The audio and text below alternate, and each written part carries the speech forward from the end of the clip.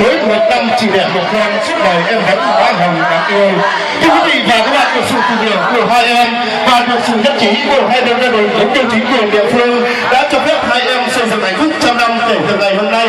Tôi xin tuyên bố buổi vui hôm nay được bắt đầu. Xin cảm ơn rất nhiều. Và để tiếp theo chương trình, xin mời cô dâu và chú rể xinh đẹp chúng ta cùng tiến tới thắp rượu hồng và bật tiếng chay sân bay để dốc lên thắp rượu hồng.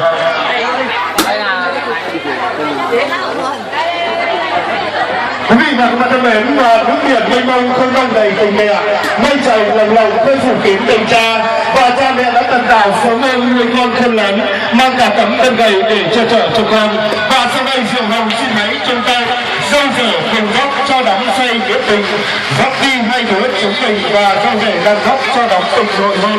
Xin mời các vị khách quý chúng ta cùng hướng về sân khấu để chứng kiến những ly rượu hiếu thảo của cô dâu chú rể đang góp lên thắp rượu hồng.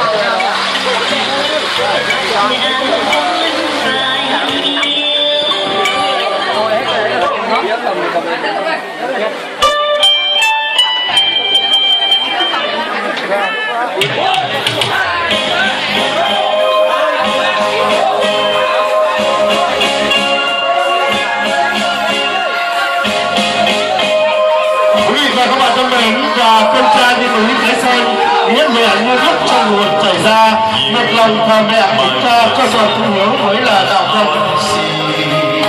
Và sau đây là những ly rượu hiếu thảo của cô dâu chú rể. Xin phép tất cả các vị khách quý được dâng lên để tỏ lòng tri ân sâu sắc đối với công lao nuôi dưỡng kim thành của cha mẹ.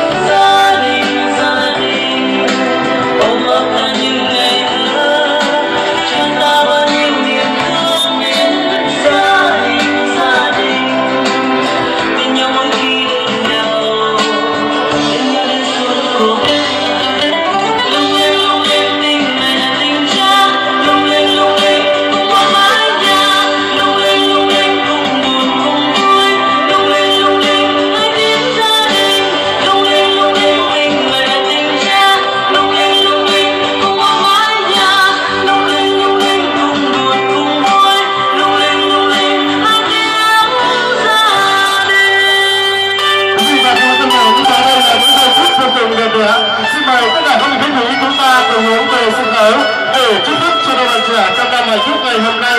Và qua đây thì nhà Kim Huyền cũng xin được chúc cho hai họ thông gia từ nay sẽ chung một gió và chúc cho hai em ở hạnh một nhà.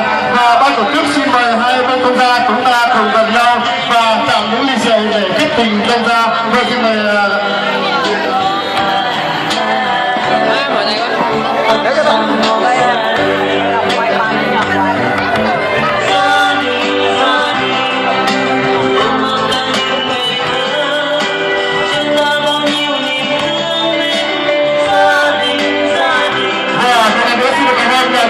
hồng hạnh và các nhà giúp ảnh địa phương. Thưa quý vị và các bạn, và sau đây thì ban tổ chức chúng tôi xin được cảm ơn đại diện của hai gia đình và cô dâu chú rể. Xin mời các bác thế về bàn họ ngồi để nhận những lời chúc phúc vô cùng tốt đẹp của các vị khách quý. Và xin mời cô dâu và chú rể chúng ta cùng xuống dưới hội trường để đi nhận những lời chúc phúc vô cùng tốt đẹp của tất cả các vị khách quý trong buổi lễ ngày hôm nay. Xin được cảm ơn tất cả quý vị rất nhiều. Cùng với anh em âm nhạc.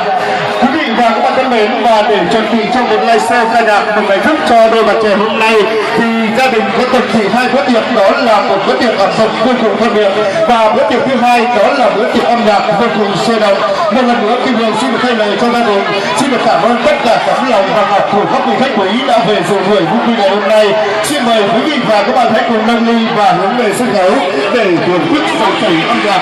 Thưa quý vị và các bạn, và từ đầu chương trình đến giờ thì nhận được rất nhiều những tràng pháo tay nồng nhiệt của các vị khách quý. Sau đây để mở màn chương trình văn nghệ, xin mời quý vị cùng gặp gỡ với một nam ca sĩ đến từ quê hương Đồng Sơn, đó là nam ca sĩ Minh Quyết. Anh sẽ về sân khấu và gửi tặng quý vị một món quà vô cùng quý giá của đầu đề buổi âm nhạc ngày hôm nay. Và xin mời tất cả quý vị và các bạn hãy cho